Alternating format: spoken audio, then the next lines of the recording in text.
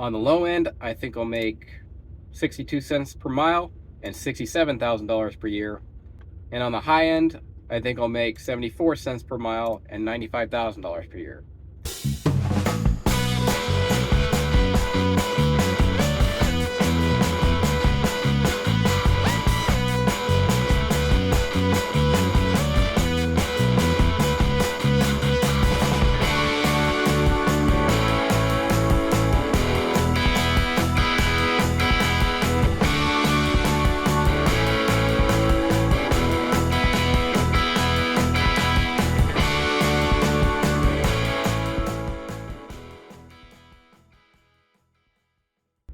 Okay, so it's been a couple weeks since I posted a video, and I wanted to give an update. So I did find a vehicle in Phoenix, and it's currently in maintenance. So there's nothing particularly wrong with it, just some minor stuff. And when you find a vehicle that you want to lease, you send it to maintenance, and they do a number of things automatically. They raise the governor, so you go from 65 governed to 70 governed. If there's anything wrong with it, you can have them fix it. So in my case, the one I picked had a broken fridge door, so I had to send in for that.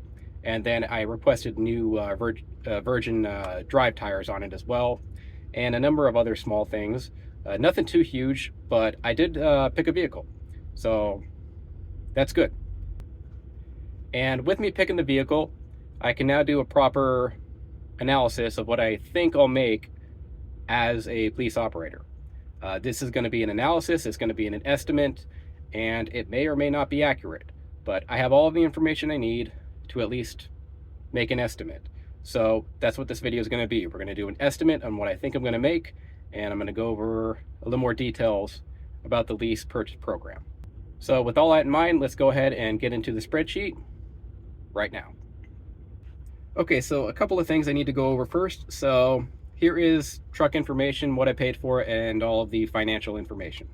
So it's a 2020 Freightliner. It has 110,000 miles on it. The engine hours are 7,017. So why I put that in here is because what you do to find how long the engine has been idling or sitting in traffic, you divide 110,000 by 70, or by the engine hours. So you would divide the mileage by the engine hours, and that would get you the average speed that a vehicle has traveled. So in this case, 110,000 divided by 7,017, there's a formula right there, equals 15.68 miles per hour. So why does that matter? Well, that's extremely low. So my other Freightliners, they were running about 30 miles per hour, meaning they hadn't been idled nearly as much. And less idling, the better. So I wanted to mention that this was a Los Angeles port truck. So this truck was basically going from Los Angeles port to the local area, back and forth, back and forth, back and forth. And it was just running basically Los Angeles traffic the entire time it was in service. So about 3 years of running Los Angeles traffic. And yeah, that's not ideal. You don't want that. It would have been better if it was an over-the-road vehicle. However, it only had 110,000 miles on it, so there's a trade-off here. Yeah, it was idled a lot more, and it was sitting in a lot more traffic, and as a result, the transmission was probably shifting a lot more often than like an over-the-road vehicle. An over-the-road vehicle, right? If it's just on the freeway and it's just sitting there on the freeway pounding pavement, it's not shifting gears nearly as often, and it's just a lot easier on the transmission and the engine if it's an over-the-road vehicle versus a port truck, which has just been running LA traffic the entire time. So that's the first thing to note. This is a port truck, and port trucks ran a lot harder, and they're a lot more beat up in the context of how, like, the 110,000 miles. So for reference, I looked at another vehicle with 300,000 miles and asked for a quote on that one. And this was an over-the-road vehicle. And that vehicle, they quoted me 80,000 for it. This vehicle, despite having a third the miles, they actually quoted me less, 64,000 for it. So that's just a note there. So you can get a port vehicle with a lot less mileage, but it'll be a lot more, there'll be more wear and tear on it comparatively to an over-the-road vehicle. I hope that makes sense. This thing was just sitting in LA traffic for 3 years, kind of doing the local work, and it was being idled more. It was, stop and go traffic quite often, et cetera, and it just had a lot more. It got a lot more beat up than the 110,000 miles would indicate. So that's relevant to note. I went with it anyway because the way I see it, I'd rather have a vehicle with 110,000 miles on it and maybe a little more beat up than something with 300,000 miles on it. But I think either way is probably fine. I think they're both pretty close. So, but I went with this one. It was available. It seemed totally reasonable. I didn't see any issues with it when I inspected it. So I went with it, and it's in the shop right now, getting worked on. But okay, so that's that. This is a port vehicle. Just a note there. The price was $64,000. The weekly payment will be $460 per week, and the lease length is 170 weeks. The balloon payment will be $16,000. So the interest rate is 22%, which is extremely high. So a 22% interest rate is very, very high. And the way I see it, a 22% interest rate is what you pay to not have to cough up a down payment and to be able to walk away from it at any time. Now, if this were a conventional loan, I would never accept something like that. That's an insanely high interest rate. I'm well aware how high that is. But as you'll see in the analysis, it can work out in your favor. But this, in my opinion, is where you pay to not have to cough up a down payment, to not have to have a credit check, and to be able to walk away from the vehicle at any point. This is where you pay for that right there, the 22%. So, yeah. And that was the quoted APR. I put this note here because that was a quoted APR, but when I did the backward math on the 22%, it seemed like it was closer to 20% based on what I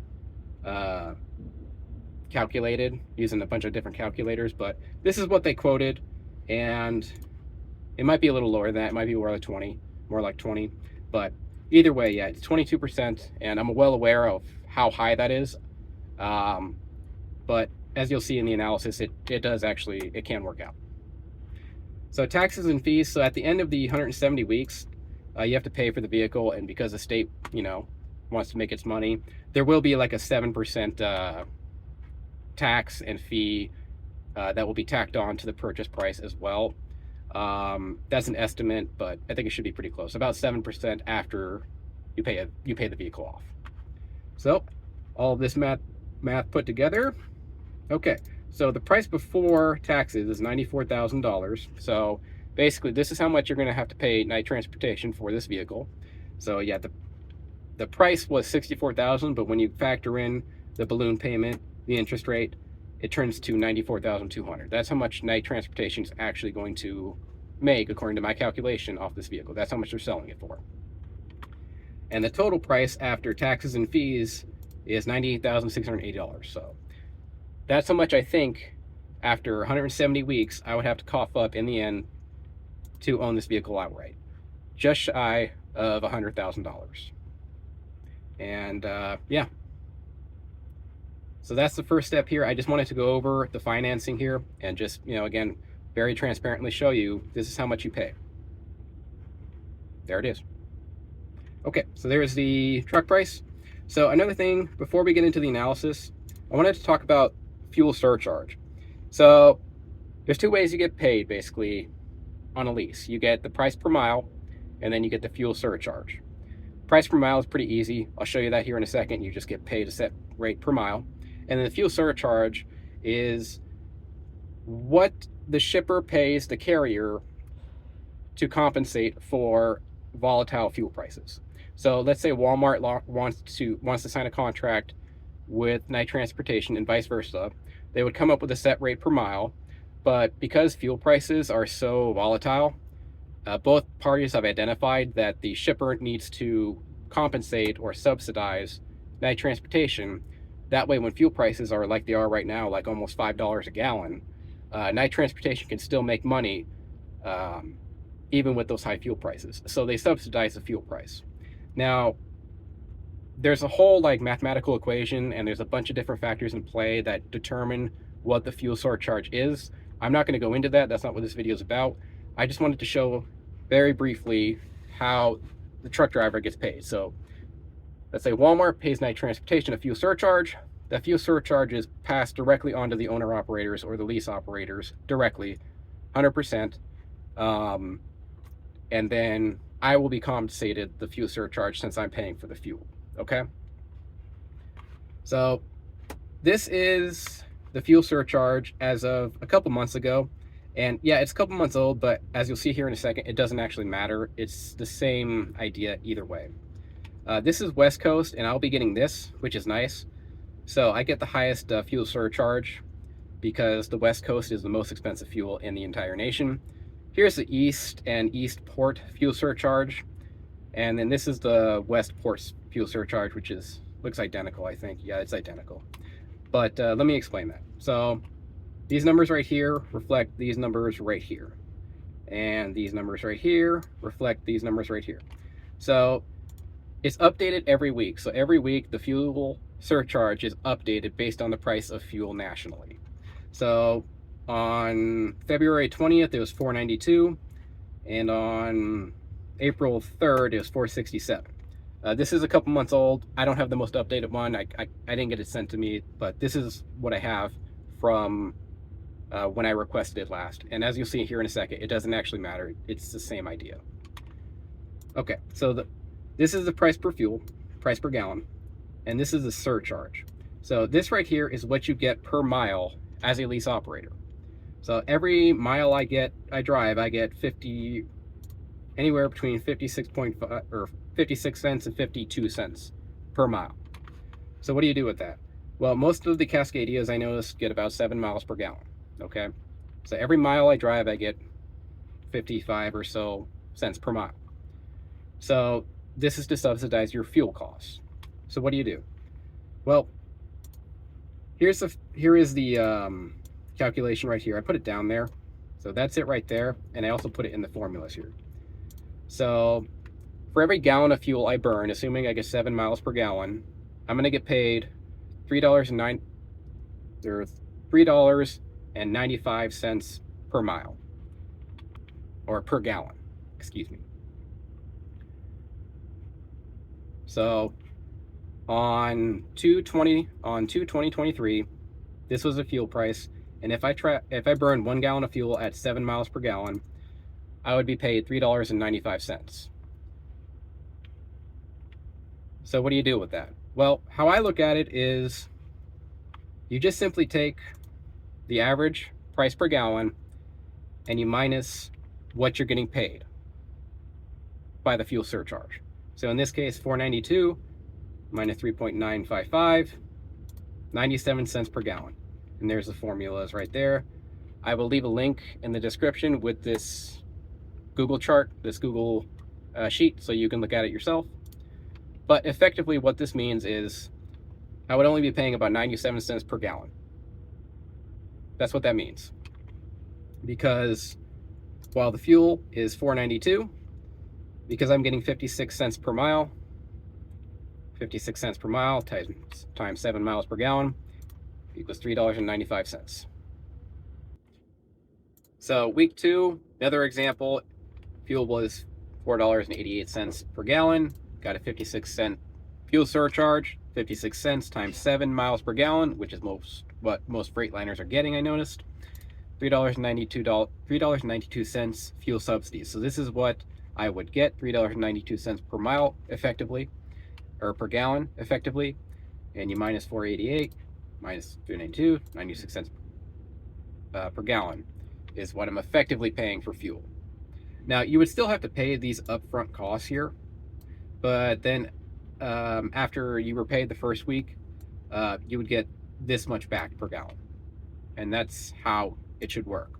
Now, I watched a lot of videos and really had to dig for this, and I even asked a couple owner operators, and even they got kind of confused at how this works, because it's very confusing. It's extremely confusing. In every video I watched, it was always from the perspective of the carrier and the shipper, and never from the driver perspective. So I got very confused trying to figure this out, and I think I'm calculating it correctly, but if I'm not, then I'm just going to be super embarrassed, and I guess I'll just delete this video and destroy my channel and go crawl in a hole, I guess. But I'm pretty sure I'm doing it right. But if I'm not, I'm sure somebody in the comment section will let me know. But pretty sure this is correct. Now, there's more than one way to calculate it, but this is how I did it, because I just wanted to know how much I was going to pay per gallon, effectively. And you'll notice right here, it seems like if you're getting 7 miles per gallon at night transportation, which I should be getting about that much, it seems like I'm going to pay about $1 per gallon of fuel, effectively. After the fuel surcharge, it seems like all of these calculations equal $1 per gallon. And no matter how high the price of fuel goes, the surcharge will keep going up with the price of fuel. So even if fuel is like $10 per gallon, I should still only be paying about $1 per gallon, because the fuel surcharge will follow the fuel price, which is why I was saying it didn't actually matter that this was kind of old. It seems like you'll always pay about $1 per gallon at night transportation, assuming you get 7 miles per gallon, no matter what the fuel price is. Now, if you get less than 7 miles per gallon, say you get 6, you would have to do the math. So I guess I can show you. Yeah, let's do it. So if you get 6 miles per gallon, you'd be paying more like $1.50. If you got, 5 miles per gallon, if you get 5 miles per gallon, you're bankrupt. You're not going to be able to afford that. But yeah, you can see how that works. But most Cascadias I notice get about 7 miles per gallon, between 7 and 7.3. So 7 is maybe slightly low. But yeah, so I'm estimating that after the fuel surcharge, I'll have to pay $1 per gallon in fuel, roughly speaking. And if that's not right, well, this might be the last video you ever see of me. Okay, so there's fuel surcharge. I felt it necessary to explain that, because now we have to go into the analysis, and since fuel is a huge part of the truck costs, I felt it necessary to explain, to the best of my ability, the fuel surcharge. But, all right, okay. So here is the analysis. So again, I'll post the spreadsheet in the description down below, and you'll have access to it. You won't be able to edit it, but if you download it, then you can edit it. I think you have to have a Gmail account to download it, but just make a Gmail account and then download it, okay? So I'll make it available. Okay, so just an overview. So this is the fuel surcharge that I just explained. And now I just did, since I concluded I would be paying about $1 per gallon, I just made a generic fuel is $4.50 a gallon. The surcharge is 50 cents per mile. I get 7 miles per gallon, and I would be paying about $1 per gallon, which, yeah, should work out. I should actually do this. Okay, so miles per week. Miles per week, 2,106 miles is what my average mileage was as a company driver. So I took that and I plugged it directly in. And yeah, so that's where I got 2,106 miles from being a company driver. I'm estimating I'll burn 301 gallons per week. That's just 2,100 divided by 7 equals 301. And then the truck value is $64,000. That's needed because some of the costs and whatnot are based off the truck value. Okay, so fuel costs. So fuel costs. So I'm estimating I'll pay about $1,300 per week in fuel costs. That's before the fuel surcharge.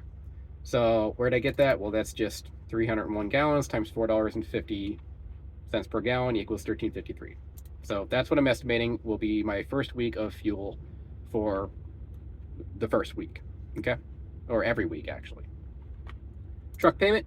So the truck payment is $460. That's what I got from the lease operator, lease coordinator.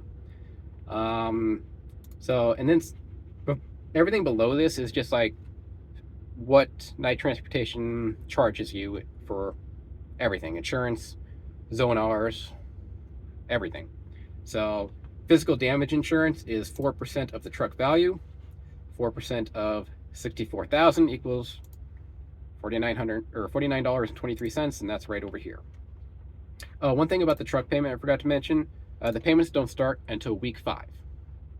Just a note there. So some of this stuff, this right here and this right here, some of it starts and stops and is lower in the first few weeks and higher in the next like 17 weeks or whatever. But I didn't do any of that. This is just averaged out over 22 weeks. And I'll explain the 22 weeks here in a second, but just note that it's not this smooth. Some of these, specifically the truck payment and the deposits, don't start all at the same rate every single week. They vary based on the week, but I averaged it out. So just a note there. But yeah, truck payment doesn't start until week 5. Bobtail insurance, $7. Okay. Occupational accident insurance, that's just, I think, if you get hurt, $35. This is all per week, by the way. Pre-pass, that's the thing that lets you, get through tolls and whatnot, $3.50. Zonar, $13 per week. Plates and permits are $42 per week. Fuel escrow is $63. Well, it's 3 cents per mile, which equals 2,100 miles equals 63.18. And I forget what the fuel escrow is, but it's a fee. I don't believe I get that back. I should have asked about that and I forgot. But yeah, there's a fuel escrow. I don't think I get that back. So maintenance, this is known as maintenance MRP. I think it's a proper term for it. It's 7 cents per mile, and that's what you pay Night Transportation to have access to all of their maintenance shops and whatnot. You don't get this back. So this is just basically a fee you pay to be based out of Night and have access to their shops and low labor rates. And I believe the Lease coordinator was saying this is also part of the pay that goes into, if like you blow a transmission, they will cover the cost of the transmission. I think the transmission is actually 100%. So that's good, and I believe it's sort of linked to this. And if something else goes wrong with your vehicle, I don't know, your steering gearbox goes wrong, I think they cover like 70% or 80% or something like that. And that's where this goes. But just to note, you don't get any of that back. That 7 cents just goes away. And if you never have a maintenance issue, hypothetically, well, you make no use of this 7 cents. So there it is. But the maintenance escrow is a little different. You do actually get this back. This is actually more like a savings account that Night sets up for you. So let's say I hypothetically had no maintenance issues the entire 170 weeks. All of this 5 cents, hypothetically, would go into the $64,000 payment, and you get all of it back. This is it says maintenance escrow, but it's actually more of a savings account for the driver. Just a note there, it goes into the maintenance shop, but if you need access to it for any other reason, like the Lease coordinator said, if I wanted to take some money out for Christmas, I could actually do that. So it's more of a savings account. ATBS, I completely forget what that stands for, but it costs you $19.20. So, whoops. And then deposits. So this is one of the things that varies from the first week and the 5th week, and then the next 22 weeks. It varies. It goes up and down a little bit. It's lower at the start and then higher in the last 17 weeks, but it's $3,200 and it's spread out over 22 weeks. 3,200 divided by 22 weeks equals $145 per week for the first 22 weeks. After 22 weeks, this is eliminated. So weekly costs, that brings us to $2,444.45 in weekly costs. That's my estimate of what I'll pay every week in weekly costs. Okay, so there's weekly costs. Now let's go over weekly revenue. So there's really 2 forms of revenue that I've concluded at Night Transportation. There's fuel surcharge, and then there's just a rate per mile. And that's it. I haven't really found anything else. So it just seems like those are the only 2. I suppose, yeah, there's layover and things like that, but I'm not calculating any of that because I don't really know, and I'm not going to try to make an estimate on any of that. So there's 2 revenue streams. So the fuel surcharge. So fuel surcharge, I made a generic 50 cents per mile fuel surcharge, and the fuel price I said was $4.50, which is pretty close to what that sheet said, and 7 miles per gallon. So I'm getting 50 cents per mile. 50 cents per mile times 7 miles per gallon equals $3.50. $3.50 times 301 gallons per week equals $1,053 per week. So I'm estimating that I will make $1,053 per week in fuel surcharge rebate. So yeah, up here I had the fuel cost is $1,353, but I'll be getting a kickback of $1,053 in fuel surcharge. At least that's what I'm estimating. Hopefully I'm doing that fuel surcharge correctly. If I'm not, I guess I'm just going to go bury my head in the sand and delete this channel or something. I don't know. But yeah, the fuel surcharge, again, very confusing. I've talked to owner-operators and lease operators who were also confused and didn't quite understand it themselves. So it's a confusing setup, and I pray to God I did that correctly. Because if not, I'm going to have to delete this video. Okay. And then cents per mile. So cents per mile, at night transportation, just like as a company driver, you know how there were different cents per miles based on the load length. Same thing as a lease operator or an owner operator. So 1 to 275 miles is $1.51. 276 to 550 miles is $1.28. And then anything over 551 miles is $1.16. So in order to simplify this, I just picked the middle number. And when I look back at my other, as a company driver, it was very evenly spread between these three ranges. So picking the center one is not unreasonable. And yeah, I wasn't going to complicate this thing by trying to estimate every single one. I just picked the middle one, and I think that's appropriate. Okay, so cents per mile, $1.28. That's the middle one right there. $1.28 times 2,100 miles, which is what I averaged as a company driver, equals $2,695.68. That's that number right there. So you add these two together and you get $3,748.68. So the weekly costs are $2,444, and the weekly revenue is $3,748. So see my handy dandy hidden sheets here. Boom. So here we go. I'm estimating that as a lease operator, my cash flow per week will be $1,304. This is gross. Actually, I have that in there. This is gross pay. And then my cents per mile will be 62 cents per mile, which will leave me, off of 2,100 miles per week, a salary of $67,000. So 62 cents per mile. What do I think about that? Well, I would say that's obviously better. Right now, this does not include, layover or anything like that. Right now, as a company driver, I'm making 51 cents per mile, which is, not great. 62 cents per mile is much better.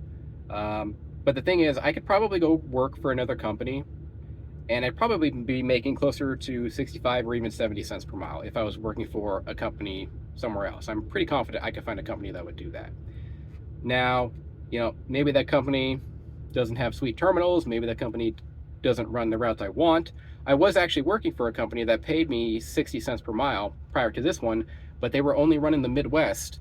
And I actually left that company to come back to night transportation because I was never getting home. Well, I shouldn't say I was never getting home. It's just I wasn't running the West Coast where all my friends and family were. So I actually came back to night transportation, even though they were paying more. So yeah, 62 cents per mile is, it's okay, but it's not great, right? But here's the thing. It's 62 cents per mile with this deposit here. But this deposit only lasts 22 weeks. So after the first 22 weeks, this $145 per week will go away. So that's interesting. And also, this right here is abysmal. I'm living in the truck and I'm only averaging 2,100 miles per week. And that's because the freight market is trash right now. A lot of layover, the maintenance issues are pretty bad, and it's just trash right now. So it's not unreasonable to think that this will eventually go up. And I think it will. I don't think this is kind of rock bottom for me. I don't think I'll go any lower than this. If I go lower than this, then we got some major problems. But 2,100 miles per week, that's pretty bad. So let's do a couple things here.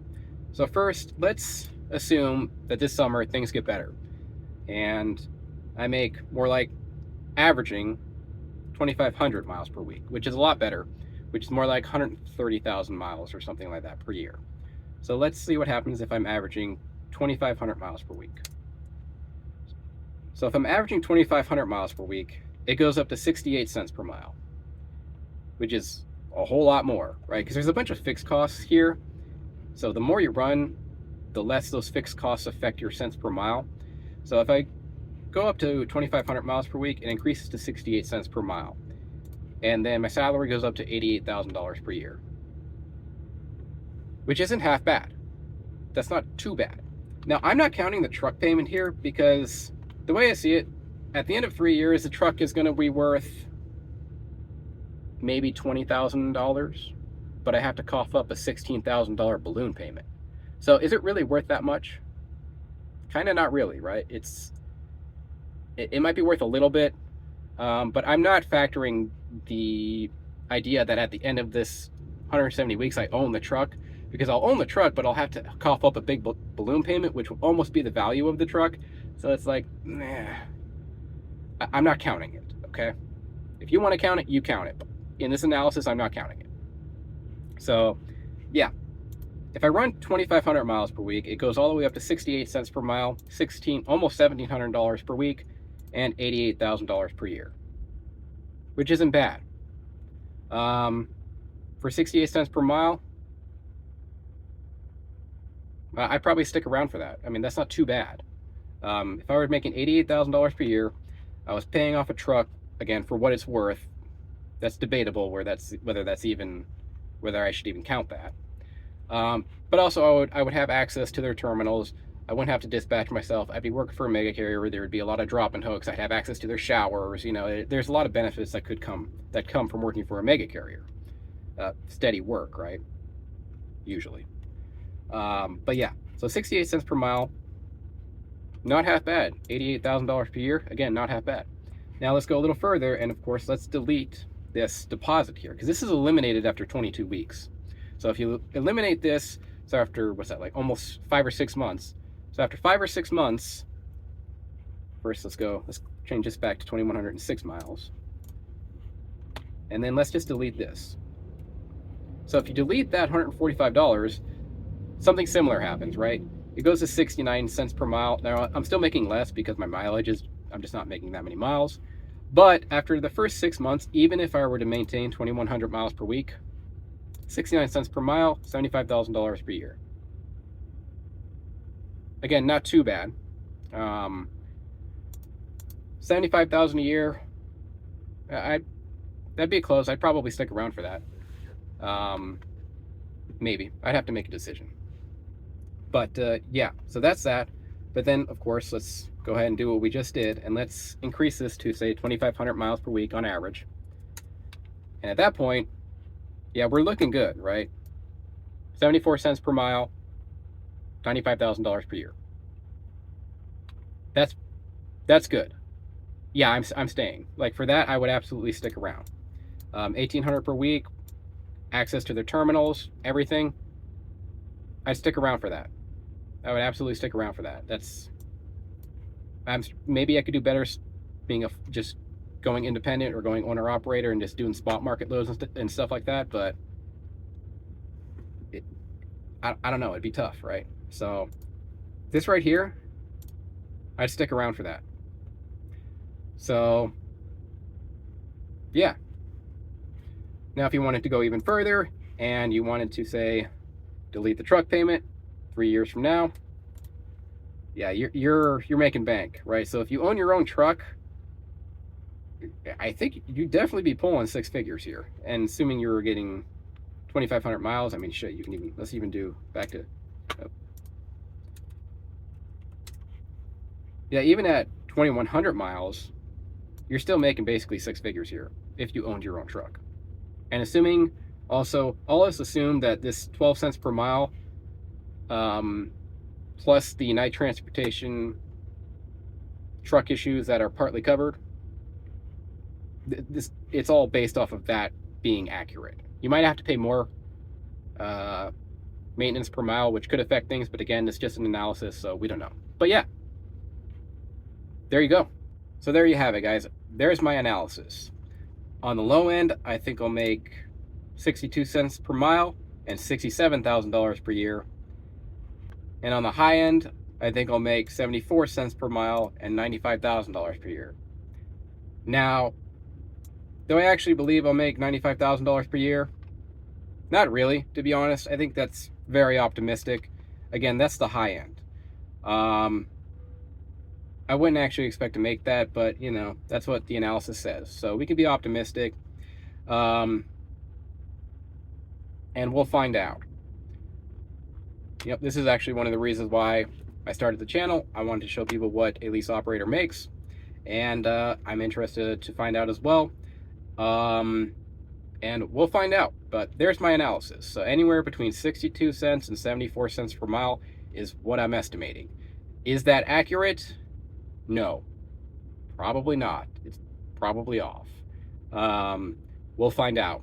So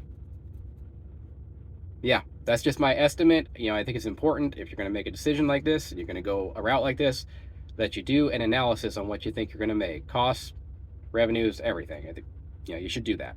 And I just did one. Whether it's accurate or not, we'll find out. But that will do it for this episode, guys. I really hope you enjoyed it. I will post this spreadsheet down below in the comments section and in a link below. Also, I've made a spreadsheet of my company driver spreadsheet as well. I'll put that down below as well.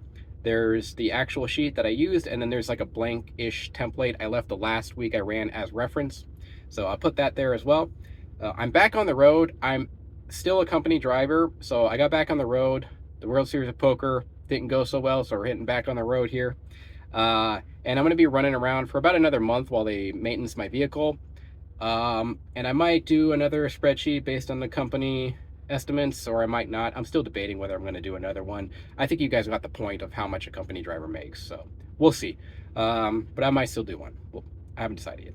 But back on the road, and yeah, there you go. If this video gets deleted, that probably means I had to redo the whole thing because my fuel surcharge estimates and calculations were in fact incorrect. I don't believe they are, but yeah. Anyways, thanks for watching, guys. If you liked it, hit the like and subscribe button. And if you're interested in truck driving, I'll leave a link in the comments section below. And just fill that, just click that link, fill out the information, and the driver recruiter will get a hold of you. Thanks for watching.